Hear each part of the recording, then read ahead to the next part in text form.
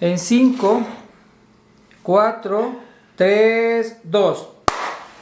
Bienvenidos y bienvenidas a otra entrega de los podcasts de Sin Miedos en la radio. Como siempre, topando temas que nos interpelan, que nos convocan y sobre todo que tenemos que darles respuestas. Desde el punto de vista racional, desde el punto de vista del corazón, del conocimiento, porque todo eso aúna y nos conduce hacia el bienestar.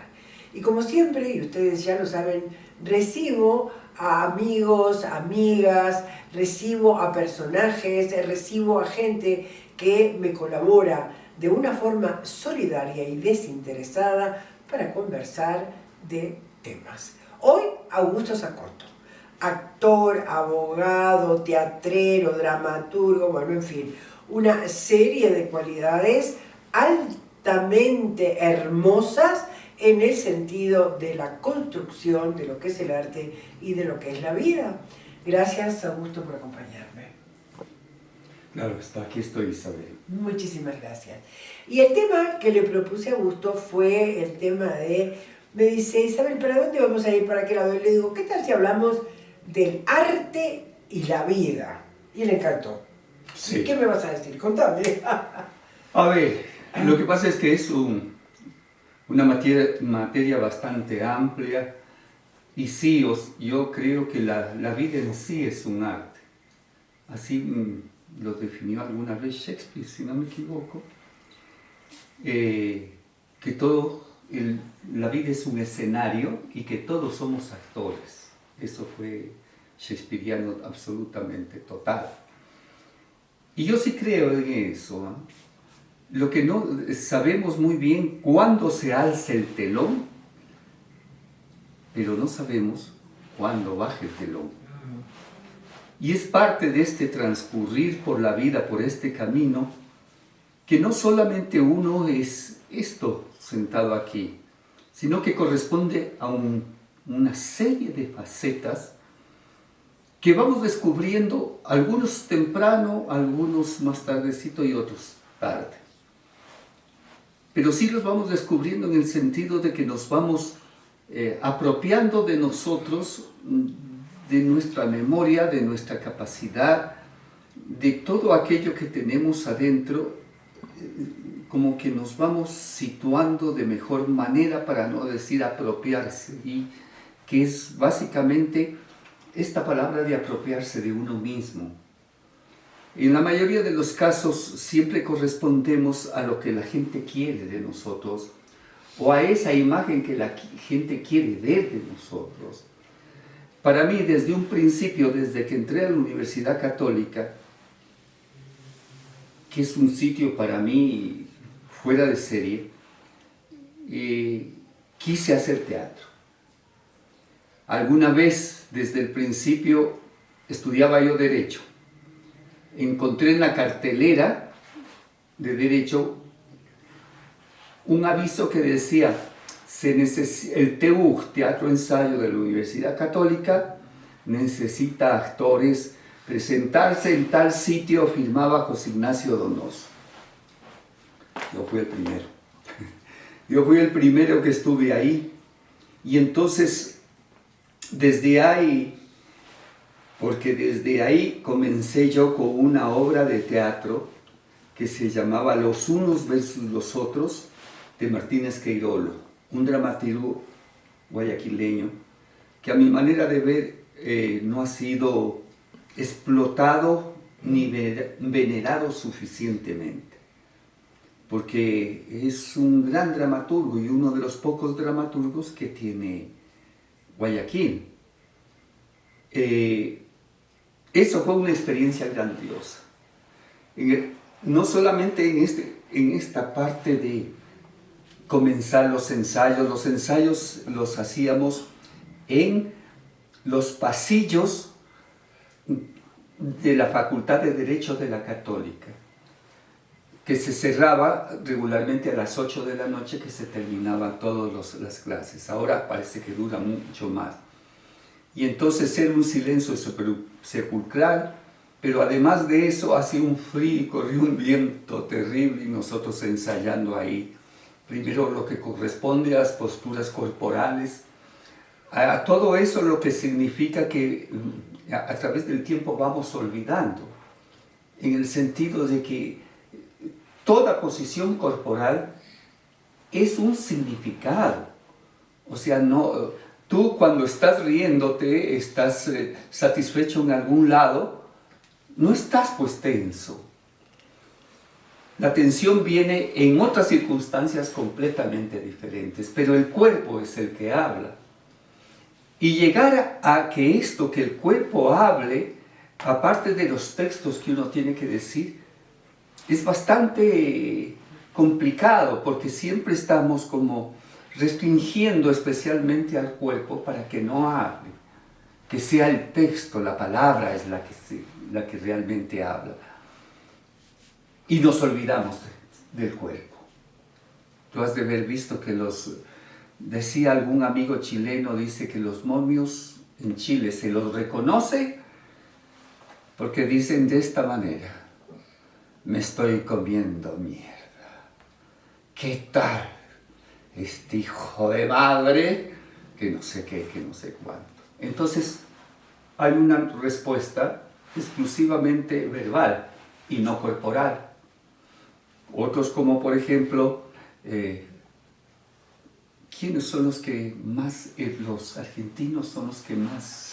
Sí, los argentinos son muy peculiares. Sí, pero más expresan corporalmente. Sí, a los gritos. Sí, y va añadido de palabras que en la mayoría de veces el 95% de las palabras son, como dicen los chiletos, garabatos. Nosotros decimos malas palabras. Entonces, en ese sentido, la incorporación y la recuperación es una cosa que vale la pena experimentar. Muy bien. A ver, dijiste algo muy interesante que quisiera retomarlo. Estamos hablando, hiciste un correlato, una metáfora del teatro y la vida, ¿no? Sabemos cuándo se levanta el telón, pero no cuándo cae. ¿Te estás refiriendo a la muerte? Claro. Bueno, contame de ese tema. Y cómo muchísimas veces a través del arte, a través de la representación, como que la lateralizamos, la corremos, nos amigamos, digo, le hacemos algo amigable. ¿Cómo es esa historia? Desde la actuación y desde la vida. Pero lo que yo he tenido, o sea, la experiencia que yo he tenido en cuanto a actores que han fallecido, como por ejemplo Marco Muñoz, uno de ellos, hacía una apología chistosa porque tenía cáncer, sabía que iba a morir. Bueno, todos sabemos que vamos a... Claro, no, pero no, sabía que en corto plazo iba a morir, estaba bueno, ya más o menos sentenciado. todos sabemos que nosotros... No, sí, lo que pasa es que estamos hablando que 30 años atrás. Claro, claro. Entonces la situación especialmente de la muerte la veíamos mucho más cerca. distante. No, para él. Sí, sí. Yo tenía 30 años atrás, tenía que 40. Sí, ¿no? Más o menos, 40. Y que la vieja me vaya a decir que no tenía 40, sino 43, sino que tenía 43. No importa. Bueno, sería. y entonces, ¿cómo se llama? Y él hacía una gran fábula, para no decir apología, una gran fábula de lo que le esperaba, de toda la experiencia que había recorrido para poder eliminar esta por esta pronta muerte. Y entonces en una de esas se había ido, si no me equivoco, a Ibarra, donde alguien decía que tenía todo el poder que le había dado el extraterrestres a este señor, y entonces que lo iba a curar. Y entonces nos narraba todo aquello que le tenía que hacer y decir y todo lo demás.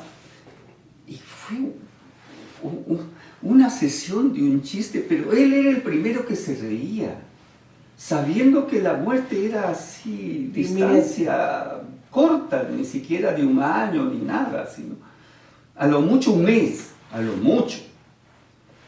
Entonces, la Toti Marisabel no estuvo, pero la Toti sí estuvo. Entonces nos reíamos en conjunto y después decíamos, qué increíble el Marco, sabe que va a morir, que es... Y se ríe tanto de él mismo y de todas estas circunferencias que tuvo andar en redondo para poder salvarse. Y es que nadie se salva de la muerte en el sentido, escúchame, enterrando yo a mi nana, porque tenía nana, que se encargaba de mí todo el tiempo y que yo siempre pensé que era mi mamá. Había una señora que dice, yo fui más inteligente que todas. La muerte me vino a llevar, pero yo le conversé tanto y durante tanto tiempo que se durmió y no me llevó. Genial. Y yo inmediatamente conecté con Gabriel García Márquez, que muchos dicen que él solamente cuenta todas las anécdotas especialmente de la parte caribeña, ¿no? Que son muchas, deben ser muchas. Entre una de las cosas que más me impresionó de él es, ¿cómo se llama esta obra? Crónica de una muerte anunciada. Crónica de una muerte anunciada. Eso es una joyita. Sí. Ahí me acordé así inmediatamente y yo dije, Gabriel García Márquez. Y la hija le dice, mamá no diga eso, vayan a creer que está loca. Y yo le digo, si esa es la locura, bienvenida está, pues, o sea, sí. Bueno, a ver, yo creo que el tema de la muerte, hay un autor que a mí me gusta mucho, Irving Yalom se llama, un americano, psicólogo, psiquiatra, que él se planta con mucha firmeza frente a Freud y plantea de que el problema de la neurosis, el problema de los problemas psicológicos de la sociedad no están radicados en los temas sexuales, sino en el tema existencial. Dice Irving Yalom, porque no podemos aceptar la finitud. No hay cómo aceptar la finitud. Que para los humanos aceptar que nos vamos a morir es imposible. Esto dice Irving Yalom. Y yo creería, y tiene un libro sobre la muerte también, que se llama Mirar el Sol, porque él dice que no podemos mirar la muerte de la misma manera que no podemos mirar el sol. Maravilloso libro, recomendable. Y yo creería que tiene que ver con esto, porque podemos reírnos, pero el tema no solamente de lo desconocido, porque en ese tema de lo desconocido se han pronunciado y ha habido acciones, conductas, actividades que le han dicho a la gente para desviarse, ¿no? Mirá, no te preocupes, después hay un más allá, no es desconocido, es decir, hay todo un tema. Pero yo creo que el tema fundamental, Augusto, pasa por qué contenidos le damos a la vida, qué sentido. Y ahí me parece que entonces la muerte, nos vamos a poder reír mejor de la muerte, me parece, no sé. Alguna vez escuchaba, creo que era un compañero de teatro, Alexis Naranjo, un excelente escritor y también un excelente dibujante. Hizo con nosotros García Moreno. Y yo, por supuesto, hice de García Moreno. Pero él decía, al mismo nivel que tienes miedo a la vida, tienes miedo a la muerte.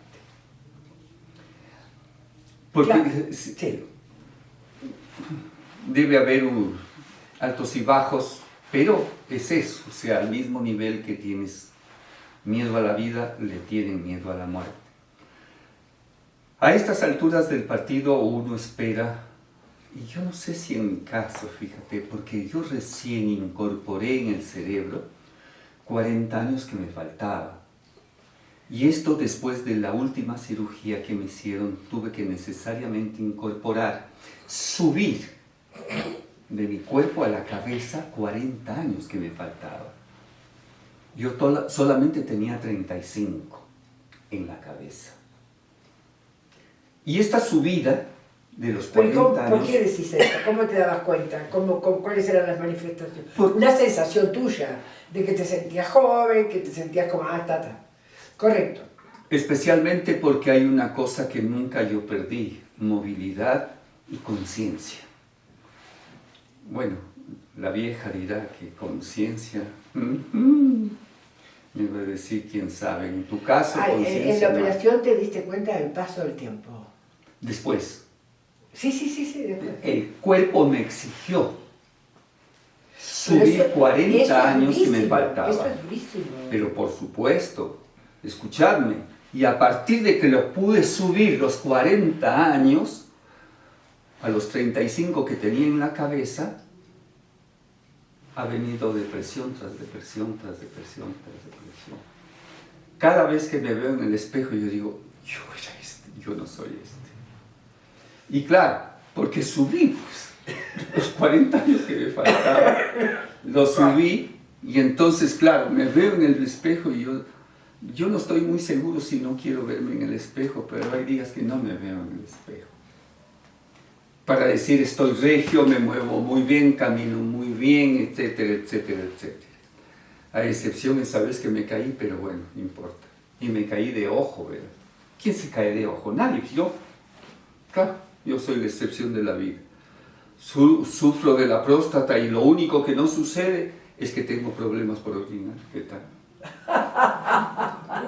Bueno, a ver, yo creo que, ahí entraste en un tema súper complejo, un tema muy espinoso, diría yo, porque el tema del físico, el tema del paso de los años, el tema de las enfermedades pareciera que inevitables, de los síntomas que son muy desagradables, yo creo que también hay un hecho desde el punto de vista tecnológico científico que nos alargaron la vida pero no se sabe muy bien para qué, y que hay todo un tema ahí que entra descuidado y demás que tampoco se sabe mucho para qué. Yo sinceramente te digo, yo soy mayor que vos además, yo te digo sinceramente, creo que lo único que nos puede salvar es la actividad, darle sentido, la solidaridad, lo colectivo, etc. Porque esto del espejo es literalmente terrorífico, por decirlo menos. Así que, bueno, creo que el tema de la lectura, el tema de la actuación, el tema de las actividades en diferentes ámbitos fueran, me parece a mí, lo más importante. Así que, bueno, ahí vamos. No nos queda más. Sí. No, eso es indudable. Lo que pasa es que hay una cosa que se te olvidó decir, que esta es la extensión de la vida. O sea, había un viejito que decía, no es verdad que nos han extendido la vida, nos han extendido la vejez, Cierto. que no es igual. No es igual, totalmente de acuerdo. Entonces, por ese lado más o menos yo cojo las cosas. Para otra charla, vejez y vida. Sí. Totalmente de acuerdo. Sí. Ahora, lo que me ha ayudado, por ejemplo, especialmente el teatro, primero apropiarme de mi propio cuerpo, Claro. saber hasta dónde puedo llegar y cuáles son mis límites, especialmente cuando hice de Galileo Galilei, de Bertolt Brecht, que fue una obra muy, muy especial. La dirigió María Escudero, ella argentina, creadora del Libre Teatro Libre de Argentina, que hizo una historia increíble en Argentina, el Libre Teatro Libre.